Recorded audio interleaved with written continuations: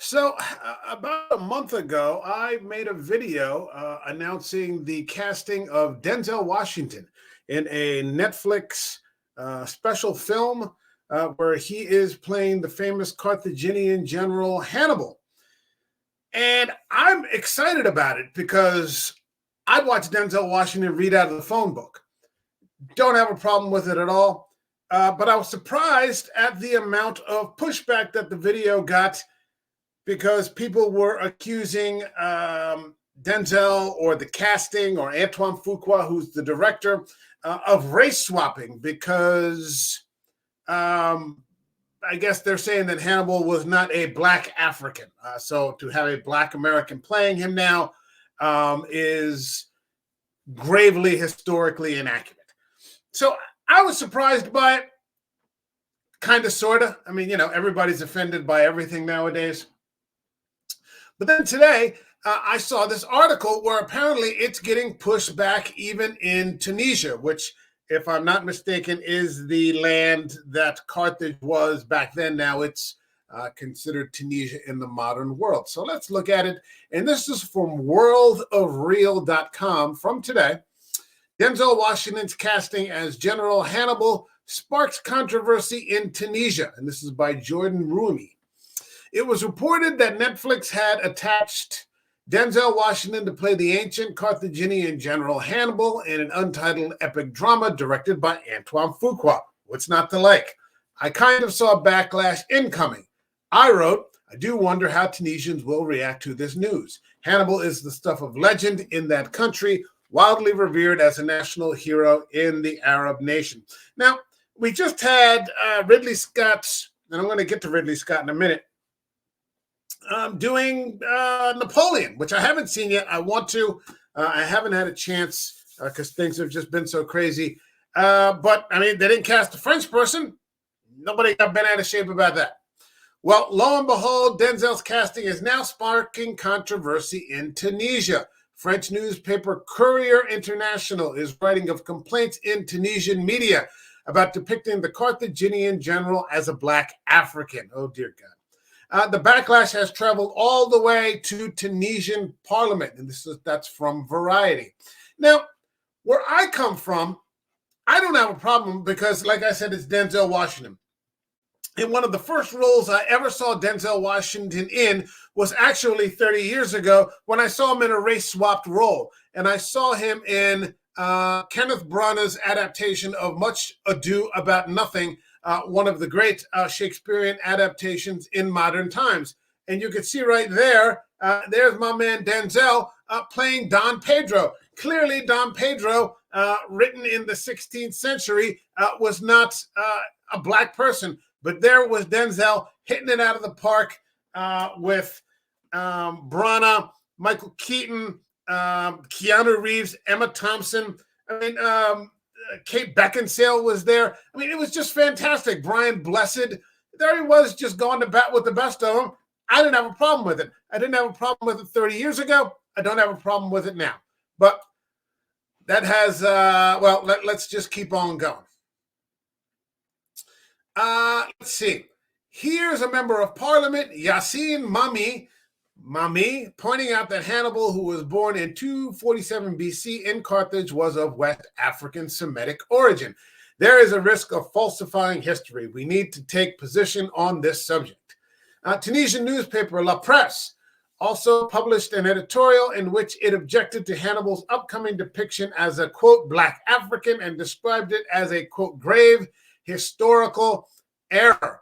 Will Netflix care? That's an important question. The film is being written by John Logan, who wrote Gladiator, The Aviator, Martin Scorsese's movie about Howard Hughes, Sweeney Todd, and Skyfall, which I would like to watch right now, actually. I'm in the mood for Skyfall. And it doesn't hurt that Washington is one of the great living actors. However, this revisionist casting is reminiscent of another controversy which had in a Netflix docudrama Cleopatra played by a black woman. Egypt lost their minds over this casting. The same reaction is now happening in Tunisia. I'm going to say that the fact that it is Denzel Washington overshadows what happened with the Cleopatra thing, which I didn't watch. I didn't have much interest in it in the first place. Now, let me keep going because there are some things I want to talk about here. Fuqua's film, set to be his sixth project with Washington, will follow the pivotal battles Hannibal led against the Roman Empire during the Second Punic War, 218 to 201 BC. Now, we're not going to be seeing, I don't think, him playing a Hemsworth type of, studly hero. Although, he's very capable of doing action. I just saw him in The Equalizer 3, and it was maybe the best of the three films. But I think we're going to be seeing, maybe some intrigue and some acting, which is why you would have someone like Denzel Washington in there in the first place. No details were given as to when production will begin on the film. It still seems to be in the early development stages. Fuqua is also currently shooting his Michael Jackson biopic, Man in the Mirror, which I'm going to gladly skip. And that is the extent of the article. So, I mean, what do you think? Is it important that... Here's another thing, and this is something that came up a while ago. The casting of Denzel Washington is going to bring investors. Not ultimately, but one of the most important things, I would argue, in terms of filmmaking is an ability of that filmmaker or the film itself to make a profit. So when you bring in a big name like Denzel Washington, that's drawing power. There's a lot of drawing power behind his name. When I hear that Denzel Washington is going to be in a new movie, there's going to be a third Equalizer movie, guess what? I'm putting my ass in the theater right up front with a big bucket of popcorn, and I'm ready to watch The Equalizer and have Denzel dish out some justice. If he's doing, I don't know, he's sitting there drinking out of a water bottle. Guess what? I'm going to, pay my money and sit in the seat and watch Denzel drink some water because he has star power. He has drawing power. What is the drawing power?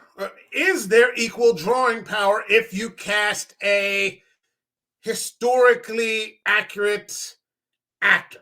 If you cast a Tunisian. Do we know of any Tunisian actors?